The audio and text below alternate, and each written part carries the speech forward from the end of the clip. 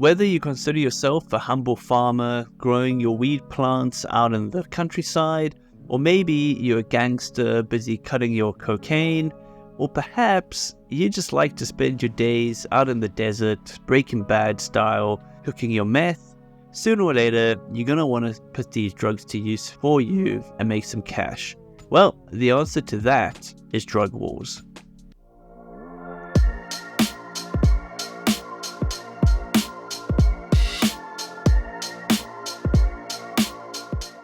Hey guys, Bob Moses here, and today we are playing San Andreas Multiplayer on the Welcome to Los Santos 2 server, and we're going to be talking all about drug wars, which is a pretty unique and also pretty complicated way of making a lot of money with the drugs that you produce from your meth labs or your cocaine lockups, etc. I'm going to keep this one at a bit of an overview so you can get a bit of an idea as to whether or not this is what you want to do, and I'll do some future videos which will go into a bit more detail about the different strategies involved. So to begin with, you're going to want to buy yourself a drug base, and to do that you can find quite a few in all of the different cities. Just go /GPS and then find a drug base, and when you try and buy one you might find that it says that there's no hoods available. Are you sure you want to buy one? Just go ahead and buy that. I'll explain later on in this video how you do get a hood or how they become available. Then when you go in your den, there's usually people that spawn in here, but for some reason today it's not spawning and I just want to get this video out there. So there's usually some people dancing around in here, and then if we go into this room, this is your storeroom where you can store your different drugs, and the higher variety you have, so if you have weed, meth and coke, you'll get a bonus to the amount of money that you're making. You want to store all your drugs in here, and then over in this room you're gonna actually manage your drug wars and things like that. So if we just had to go over to help and scroll down to drug wars, there's quite a lot of information. I'm not going to go through all of that, but you can give that a read in your own time and it'll explain kind of the ins and outs to a degree.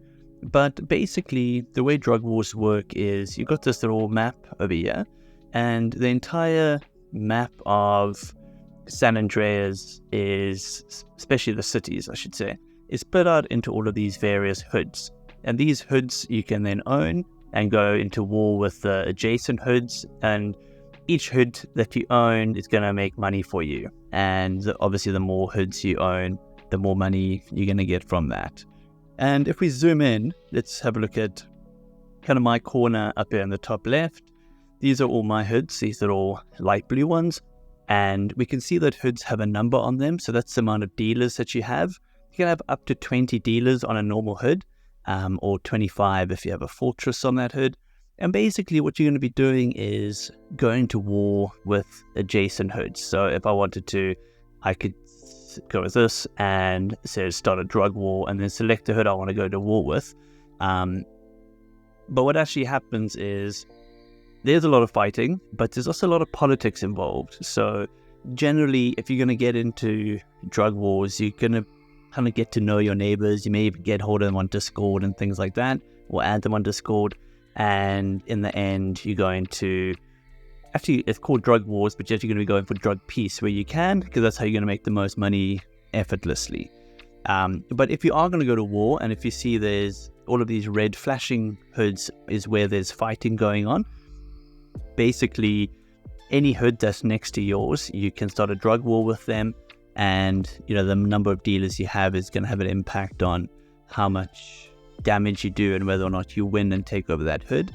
And each war is going to take 6 hours. So when you start a drug war, it's 6 hours, but that's server hours, so you don't have to be online for that to happen. You have those wars, and then by the end of it you'll see who comes out tops, and then there's like 6 hours of protection. And I'll do another video that will go into a bit more information on like the fighting strategies, because there is a lot. And as you can see, I'm getting attacked by this guy, but we know each other and he's using it for his protection, because then after his war is over, he will be protected from attacks from other people for some time. So it's not like a malicious attack. He's not trying to take my hood because he only has one dealer himself.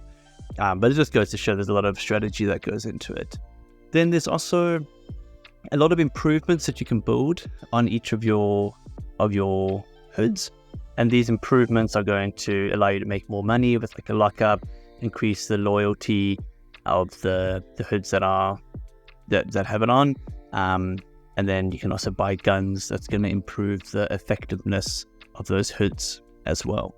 And so if you want to figure out how to get your own hood, basically what happens is, especially on these bigger territories where people own a lot of hoods, you'll get a drug raid that will occur, and these drug raids will then basically remove all the dealers and everything from that hood, and that hood becomes available. And this happens quite periodically. I would say probably once a day at least, there's drug raids. And if you go over to the news, you'll be able to take a look at that.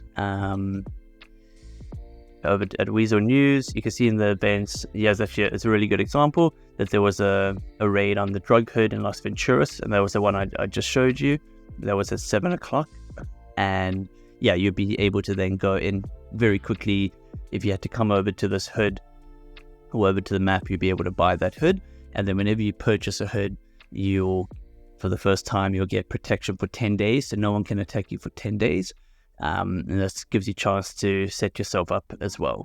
The other way that you can find out about available hoods is if you go /server, it will show you drug hoods to purchase. So at the moment it's 0, but sometimes you'll sign in, you'll see there's 1 or 2 available, and then you can quickly go into your drug base and purchase one.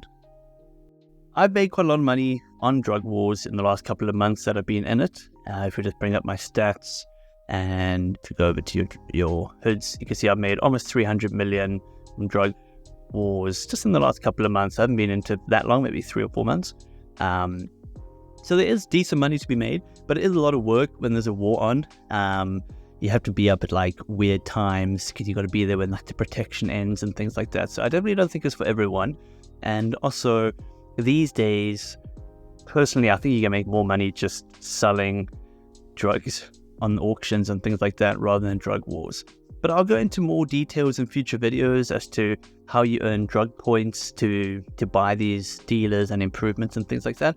I just wanted to give you guys a bit of an overview. If you've never seen drug wars in action, this is basically how it works. And once you have your pocket of dealers or your pocket of hoods, it's going to make money for you even while you're offline, which is quite nice.